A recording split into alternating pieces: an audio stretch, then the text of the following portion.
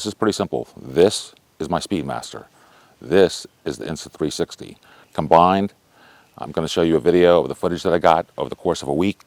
Triumph is trying to market this thing as a gentleman's bike, and I guess it could fit that model, but for me, I find it more to be a fun bike, a cool bike, and hopefully this video will reflect that. Let me know what you think, and let me know if you think you could do better.